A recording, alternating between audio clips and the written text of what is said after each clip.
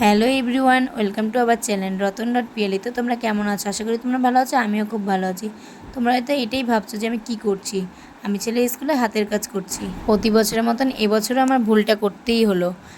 কালকে বৃহস্পতিবার সন্ধ্যাবেলায় বসেছিলাম, ছেলেকে পড়াচ্ছিলাম। তখন হট করে মনে পড়লো যে ছেলের স্কুলে হাতের কাজ আছে শুক্রবার। কিন্তু একদমই আমি ভুল ভেবেছি। শুক্রবার একদমই হাতের কাজ না। প্রতি বছরের মতন ভুলটা তো আমার করতেই হবে, যার জন্যই আমি ভুলে গেছি। ছেলের স্কুলে শুক্রবার জিকে পরীক্ষা ছিল। গত বছরও জিকে পরীক্ষার দিন হাতের কাজ নিয়ে চলে গেছিলাম। আর এই বছরও সেম ভুলটা করতে যাচ্ছিলাম, করতে যেতে যেতে বেঁচে গেছি। কেন বেঁচে গেছি? পরের দিন সকালবেলা যখন দেবজিৎকে স্কুলে রেডি করছিলাম, তখন দেখি পাশে বাড়ির দিদিভাই জিজ্ঞেস করলো, দেবজিৎ আজকে কী পরীক্ষা? আমি বললাম দেবজিৎ আজকে হাতের কাজ। তার দিদিভাই বলল, দেবজিতের পরীক্ষা কবে শেষ? আমি বলি এখনও ওদের লেখে পরীক্ষাই শেষ হয়নি, শেষ হতে দেরি আছে, সোমবার থেকে লেখা পরীক্ষা। হট করে মনে পড়লো যে একবার রুটিনটা দেখি তো। যখন রুটিনটা দেখতে গেলাম, কী একটা অবাক কাণ্ড! সেই সেম ভুলটা আমি এই বছরও করতে যাচ্ছিলাম। যখন রুটিনটা দেখলাম, তখন দেখলাম 16 তারিখেও জিকে পরীক্ষা। আমি যদি না দেখতাম রুটিনটা, আর মেন কথা হচ্ছে দিদিভাইয়ের জন্যই হয়েছে এটা, ভুলটা সংশোধন করতে পেরেছি। দিদিভাই ভাগ্যিস আমাকে জিজ্ঞেস করেছিল, আর না হলে তো আমি রুটিনটাও দেখতাম না। জিকে পরীক্ষার দিন আমি আবার হাতের কাজ নিয়ে চলে যেতাম। তোমরা হয়তো আমার ভিডিওটা দেখে এটাই জিজ্ঞেস করবে যে দিদি তুমি ক্রাফটটা বানানোর পর কেন রং করছো? তোমরা জানো, আমি প্রথমে ভেবেছিলাম যে সাদা কালারেই রাখবো রোবটটা, কিন্তু পরে যখন বানিয়ে দেখলাম বোর্ডটার উপরে লাগালাম, তখন দেখলাম অতটা সাদা ফুটছে না, মিশে গেছে বোর্ডটার সাথে। তারপর ভাবলাম না, ঘরে যখন রং আছে তখন রং করে দিই, হলুদ আর লাল রং করে দিই, ভালো লাগবে। আমি কিন্তু রোবটটাকে বোর্ডটার মধ্যে আঠা দিয়ে ভালো করে লাগিয়ে নিচ্ছি।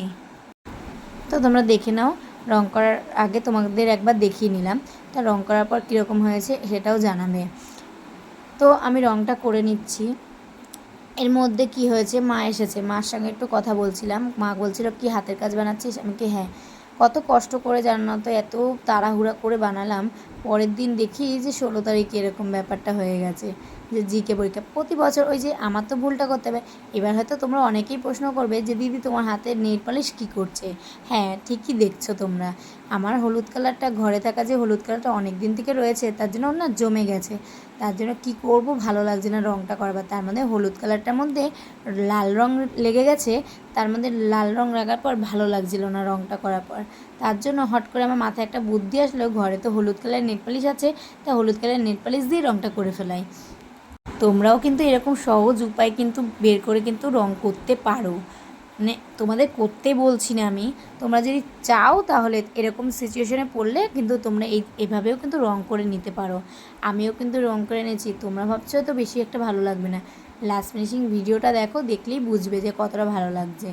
তো তোমরা দেখতেই পাচ্ছ উপরে যে আমি হলুদ কালারটা করেছি, কীরকম একটা ডিপ কালার লাগছে, অতটা ভালো লাগছিল না। যখন নেল পালিশ থেকে রংটা করছিলাম তখন ভালো লাগছে। তারপরে আমার শাশুড়ি মা চলে আসলো। মা বুঝতেই পারেনি যে আমি ভিডিও করে হাতের কাজ করছি। মা ভগর ভগর করছে এসে। তখন আমি মাকে বললাম যে মা তুমি এতগুলো কথা বললে ভিডিওতে উঠে গেছে। মা বলে কেটে দিও। কেটে দিয়েছি, কিন্তু আমি মাকে একটু দেখিয়ে দিলাম তোমাদেরকেও। তো তোমরা দেখো আমি রং করেছি, রোবটটার হাত পা রং করছি। ওর হাত পা রং করে দেখবে কীরকম লাগছে। তো তোমরাও কেউ আমার মতো এরকম ভুল করো নাকি কমেন্ট করে জানাবে। আমার তো এটা প্রতি বছর করতেই হবে এই ভুলটা, তার জন্য এই বছরও আর বাদ দিইনি, শুধুমাত্র দিদিভাইয়ের জন্য বেঁচে গেছি। তো তোমরা দেখো লাস্ট ফিনিশিং রেজাল্টটা কীরকম হয়েছে, তোমরা একটু কমেন্ট করে জানাবে কীরকম হয়েছে। আর তোমরাও এরকম সহজ উপায় কিন্তু রোবট বানাতে পারো। টাটা।